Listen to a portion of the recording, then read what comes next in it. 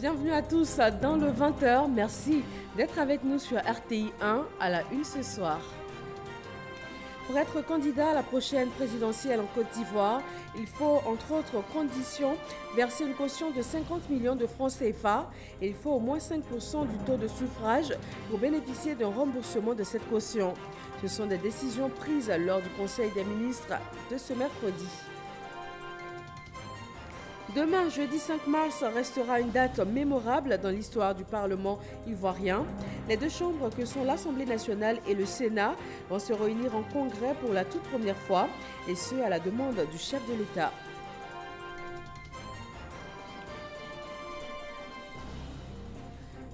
En prélude à cette date importante, le Sénat a ouvert ce 4 mars sa toute première session extraordinaire.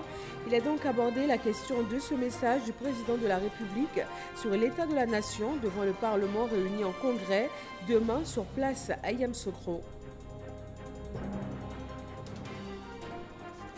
Et puis en sport football, les éléphants de Côte d'Ivoire ont un nouvel entraîneur. Ibrahim Kamara passe le témoin à Patrick Baumel. Il a été l'adjoint de Hervé Renard.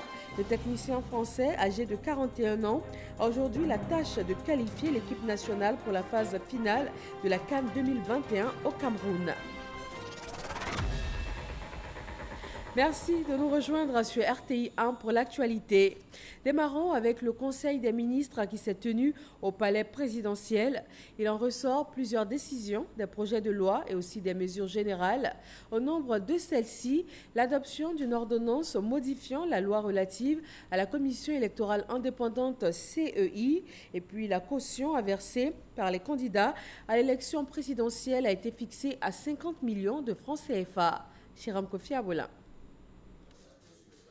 Le temps des échanges et des prises de décision pour les membres du gouvernement aux côtés du président de la République, Alassane Ouattara, sur le développement de la Côte d'Ivoire et l'épanouissement de ses populations. Le Conseil des ministres ce mercredi, comme habituellement, ne s'est pas écarté de ce credo. Ainsi, pour ce qui est du code électoral, le montant du cautionnement pour l'élection présidentielle, selon le Conseil, est fixé à 50 millions de francs CFA. Conformément aux instructions du président de la République, le Premier ministre a organisé du 9 janvier au 17 février 2020 la deuxième phase du dialogue politique.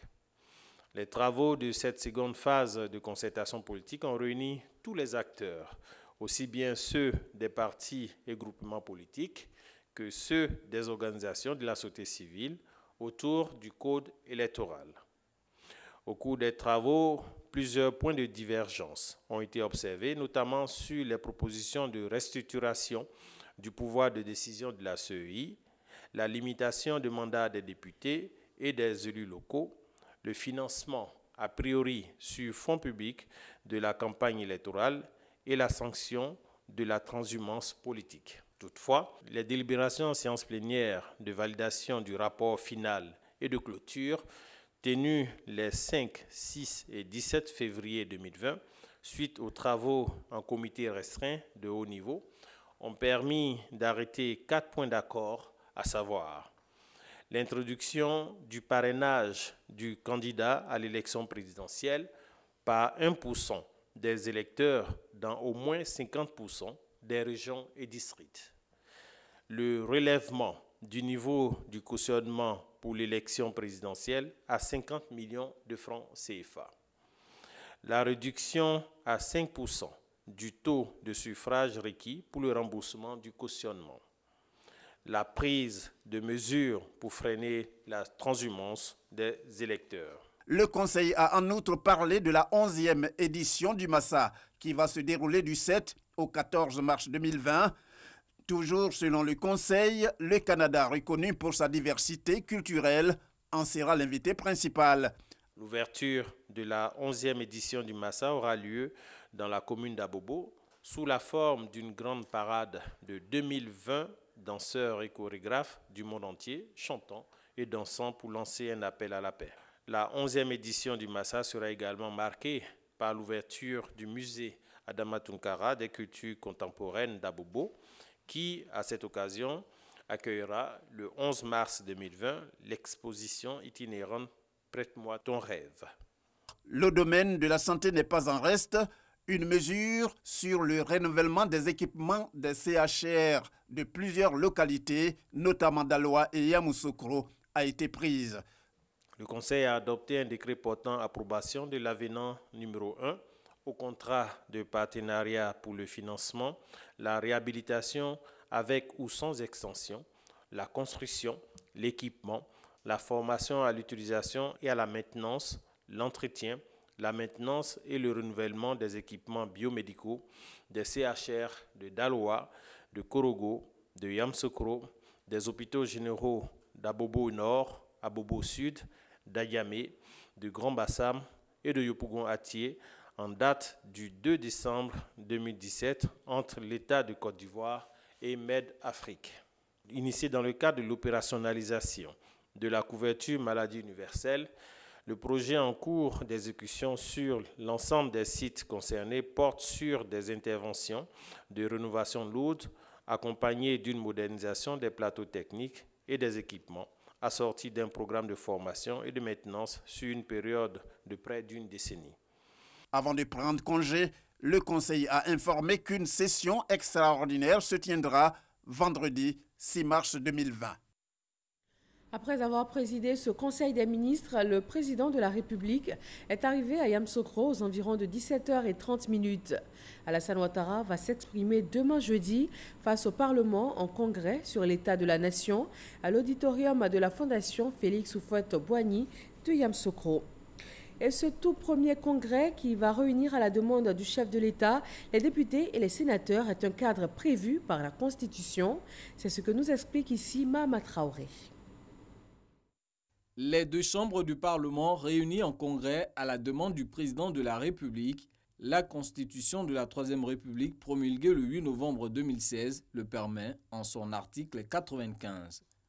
Le Parlement est convoqué en séance extraordinaire par le président de chaque membre sur un ordre du jour déterminé à la demande du président de la République ou à celle de la majorité absolue de ses membres. Les sessions extraordinaires sont closes aussitôt l'ordre du jour épuisé.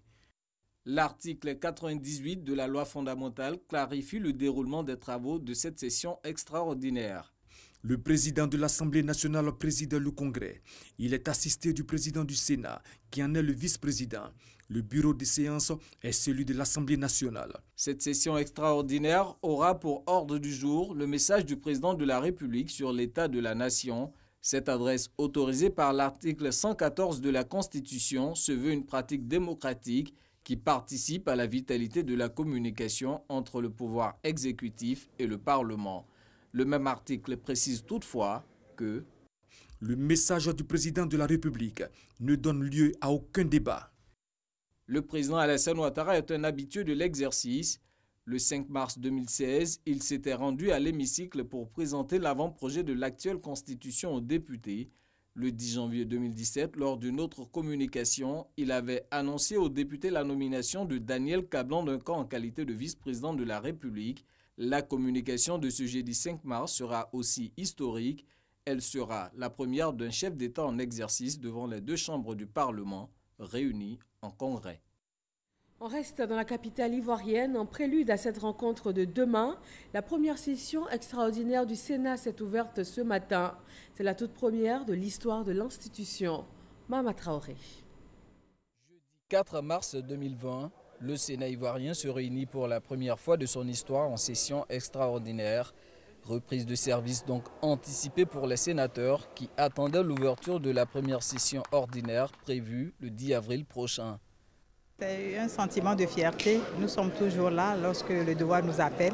Je pense que pour l'élu que je suis, c'est d'abord une satisfaction d'être là pour jouer ma partition et accomplir la mission pour laquelle j'ai été élu. À situation exceptionnelle, calendrier exceptionnel. Nous sommes sénateurs. Quand le devoir nous appelle, nous répondons présent. 97 sénateurs ont répondu présent sur les 99 que compte l'institution à l'entame de cette session extraordinaire. Il convient de porter à votre connaissance que la convocation de cette session extraordinaire fait suite à la correspondance du 2 mars 2020 du président de la République adressée au président du Sénat lui demandant la réunion du Parlement en congrès. En effet, conformément à l'article 114 de la Constitution, le président de la République a demandé cette réunion du Parlement en congrès en vue d'adresser son message sur l'état de la nation. Jeannot Ahoussou-Kouadio annonce que plusieurs activités parlementaires vont faire suite à l'adresse du chef de l'État devant le Congrès. Il exhorte donc les sénateurs à la responsabilité. Chers collègues, un État fort repose sur des institutions fortes. Mais également, les institutions fortes doivent reposer sur des hommes et des femmes de valeur dont nous aspirons à être l'incarnation ce jour. Il revient à chacun et à chacune de nous de jouer sa partition pour que le Sénat soit cette institution forte avec des hommes de valeur, en se positionnant comme le creuset de l'unité nationale, la cohésion sociale, le rempart contre toutes sortes de violences, d'injustices, d'excès et d'extrémisme. Soyons des extrémistes de la paix.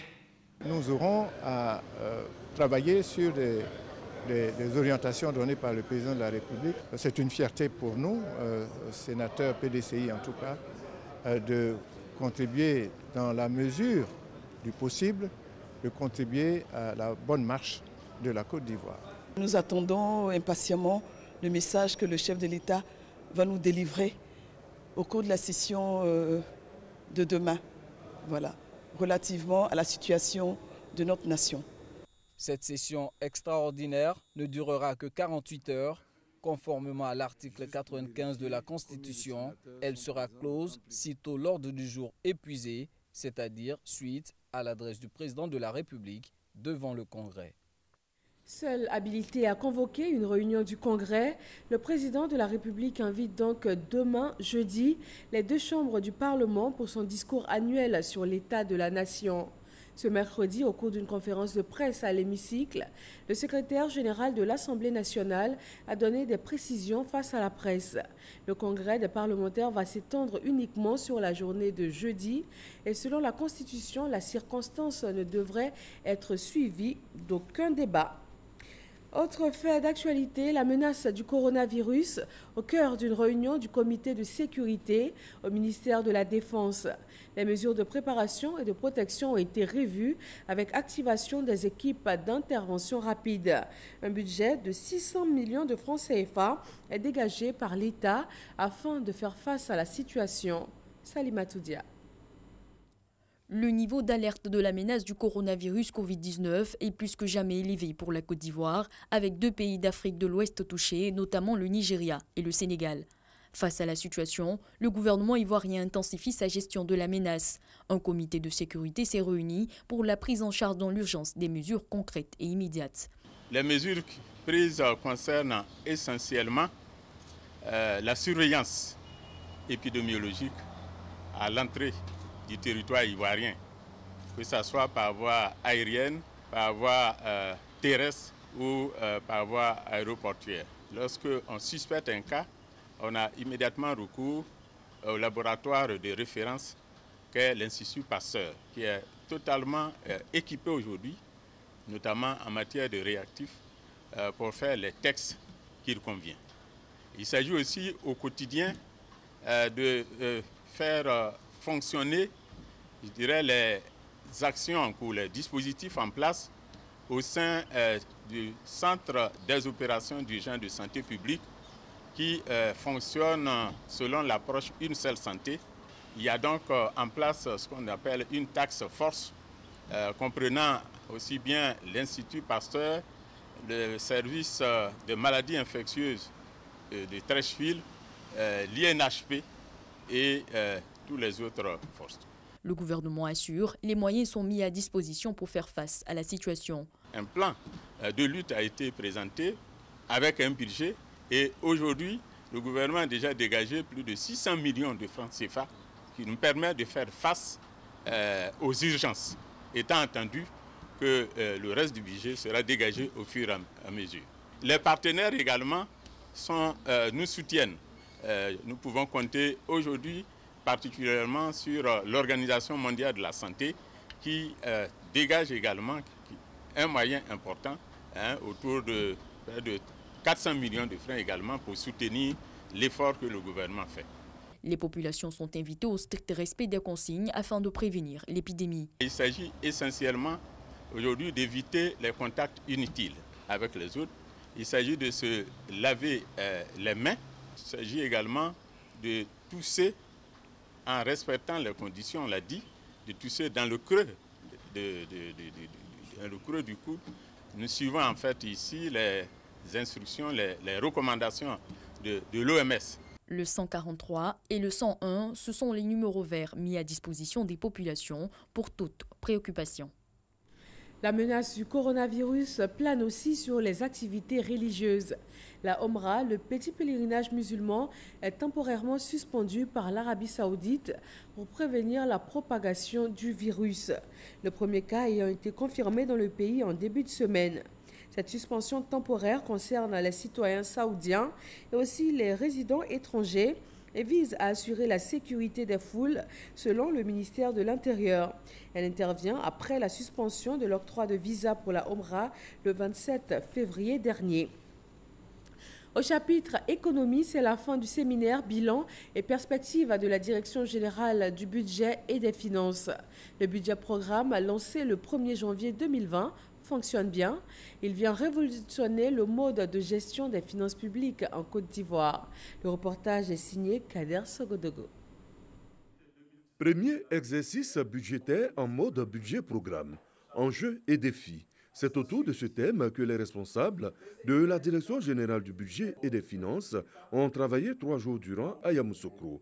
Budget-programme, une nouvelle manière de voir la gestion des finances publiques. Désormais, toutes les administrations publiques seront amenées à réaliser des activités en vue d'atteindre un certain nombre d'objectifs qui se sont fixés. La Direction générale du budget et des finances, à l'issue des travaux de la capitale politique, entend tout mettre en œuvre pour relever les défis du basculement. Les principales orientations que M. le ministre a bien voulu nous donner ont été prises en compte dans le PASS 2020 et traduites dans les recommandations de ce séminaire.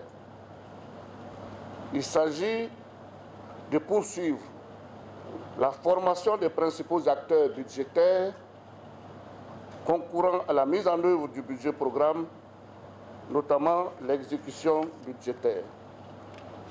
Achever les interfaces entre le système d'information budgétaire et le système de gestion des marchés publics, ainsi que le système d'information budgétaire et ASTER. Élaborer et publier le budget citoyen 2020. Des sessions de formation, des caravanes de sensibilisation.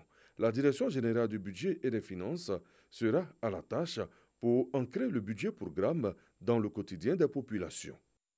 La Côte d'Ivoire s'inspire du modèle français en termes de mobilisation et de gestion sécurisée des fonds publics et privés et aussi en matière d'investissement à long terme pour l'intérêt général. La Caisse des dépôts et consignations de Côte d'Ivoire a signé un partenariat avec le groupe Caisse des dépôts de France. Francis Boifo. C'est une institution indépendante qui intervient dans l'écosystème économique français. La Caisse de dépôt de France a plus de 200 ans et est au service de l'intérêt général. C'est pour s'inspirer de son modèle de gestion et de financement de projets que la Caisse des dépôts et consignations de Côte d'Ivoire a signé avec elle un partenariat. Les savoir-faire que nous avons développés dans la relation avec les notaires, avec le logement social, dans le financement de l'économie, peuvent être d'utilité pour une jeune caisse qui a déjà lancé ses activités.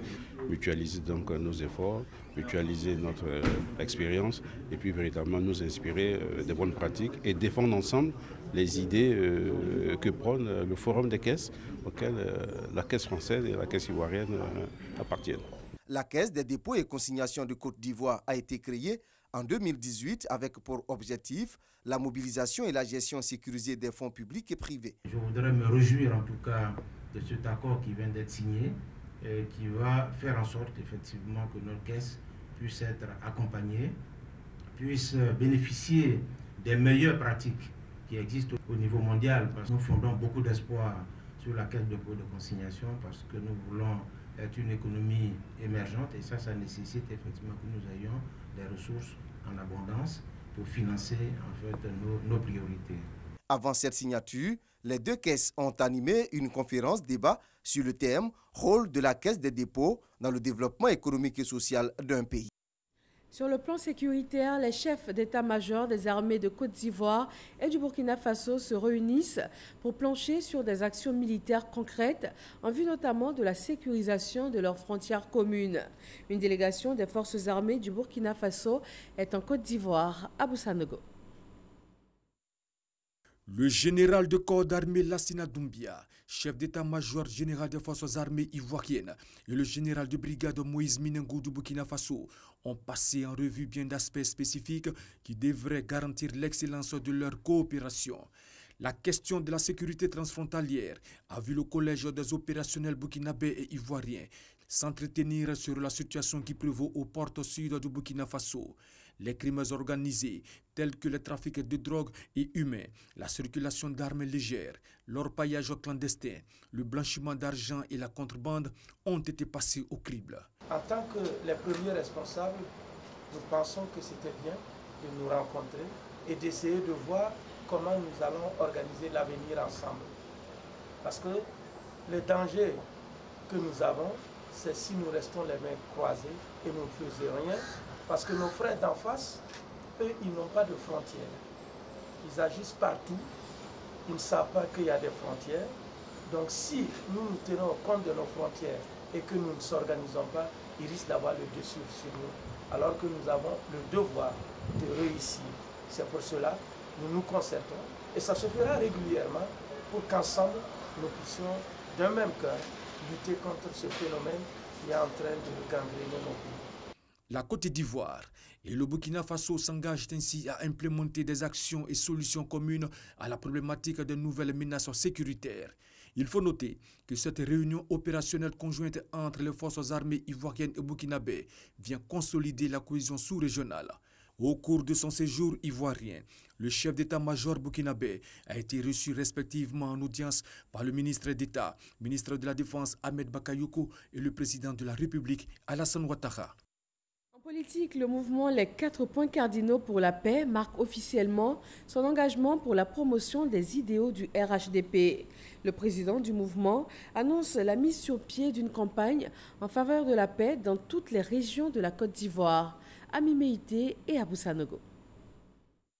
La victoire du RHDP doit s'obtenir sans violence en octobre prochain. Voilà ce sur quoi repose l'engagement du mouvement Les 4 points cardinaux pour la paix. Son président Lassana Cissé annonce son combat pour une paix solide le mois à venir dans toutes les régions de la Côte d'Ivoire. Sensibiliser et former les leaders communautaires et religieux sur les enjeux de la cohésion sociale, le respect des droits humains et des valeurs démocratiques. Mettre en place des clubs de droits de l'homme et de veille. Lassana Cissé entend ainsi contribuer à la cohésion sociale entre tous les Ivoiriens à travers la promotion de la paix.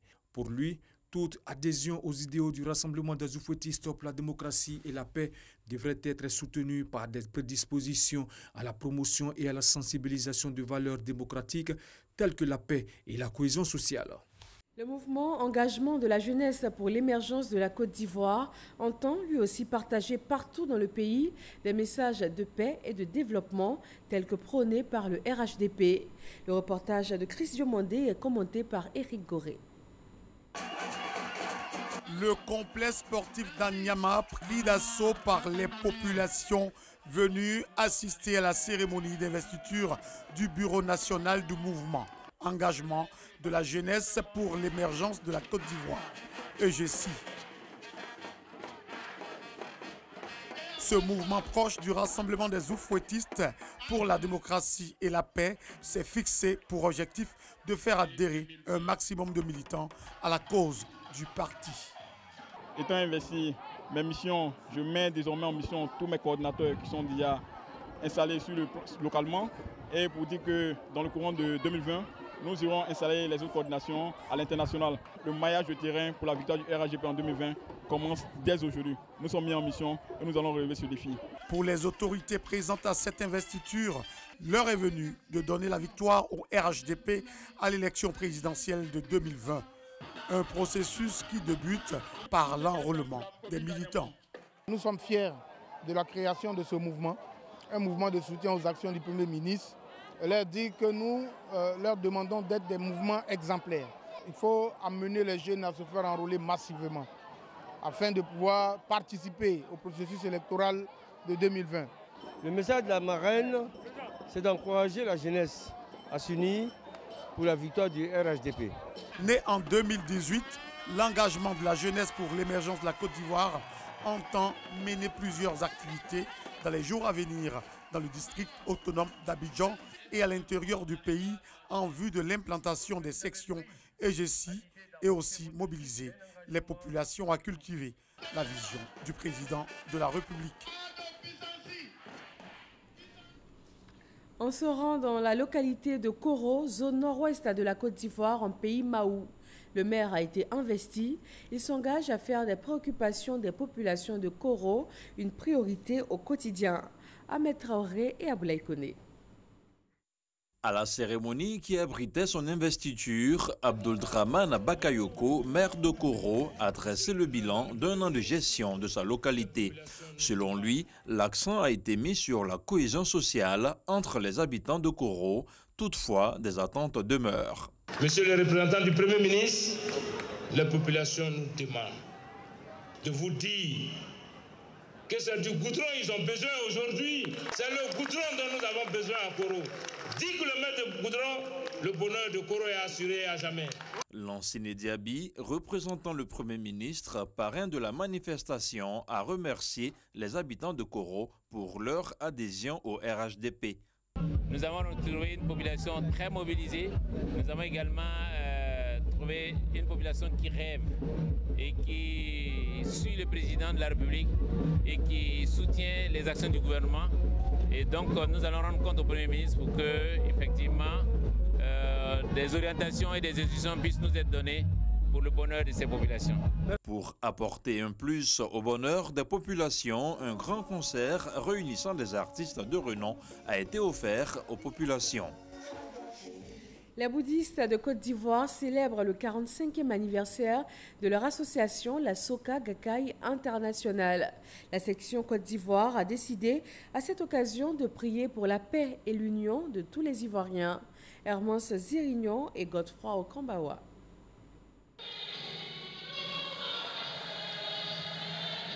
Venus des régions de la Côte d'Ivoire, ces fidèles célèbrent le 45e anniversaire de la Soka Gakkai International, la SGI. Moment de partage, de joie et de communion pour ces adeptes du bouddhisme. Après 45 ans de présence mondiale, les membres de la SGI dressent un bilan de leur présence en terre ivoirienne. C'est une cérémonie de retrouvailles pour prendre un nouveau départ et surtout envoyer nos responsables et nos organisations qui sont sur le territoire en mission de prière. Parce que nous sommes en 2020, qui en Côte d'Ivoire est une année électorale, et il faut donc une mobilisation totale de toutes les religions pour prier abondamment que tout cela se déroule dans la véritable paix. Venus apporter leur soutien, la direction des cultes et le forum des confessions religieuses ont invité les participants à œuvrer pour la paix et la cohésion sociale en Côte d'Ivoire. Ce mouvement religieux laïque, fondé sur la pratique du bouddhisme, est présent en Côte d'Ivoire depuis 37 ans et œuvre dans le domaine de l'éducation et de la santé.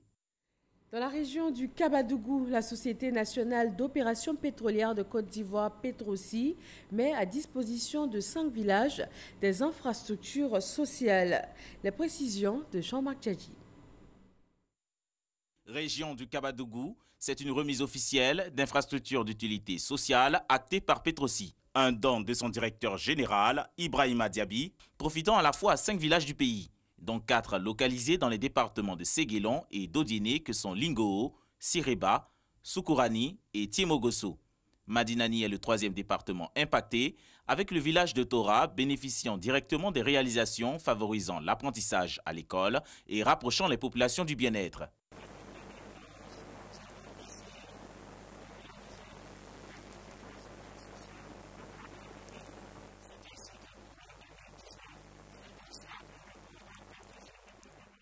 La Fédération ivoirienne de football nomme le nouvel entraîneur des éléphants de Côte d'Ivoire. Patrick Baumel succède à Ibrahim Kamara. Il s'agit de l'ex-adjoint de Hervé Renard. Le technicien français, âgé de 41 ans, a la tâche de qualifier l'équipe nationale pour la phase finale de la CAN 2021 au Cameroun. Premier match du nouveau sélectionneur ce 27 mars au stade Félix Houphouët-Boigny face à Madagascar dans le cadre de la 3e journée des éliminatoires de la prochaine Coupe d'Afrique des Nations. Et puis cette annonce pour terminer, en raison de l'importance du thème et de l'envergure des personnalités, la RTI a décidé d'accorder un espace plus large au débat prévu entre messieurs Maurice Kakou-Gikawe, secrétaire exécutif du PDCI RDA, et Adama Bictogo, directeur exécutif du RHDP. Pour ce faire, le plateau initialement prévu dans sa fait l'actualité de 26 minutes est transféré au débat politique format 90 minutes. La RTI s'excuse pour tous les désagréments causés par ce report. Et voilà qui met fin à ce journal. Très bonne fin de soirée à tous sur RTI 1.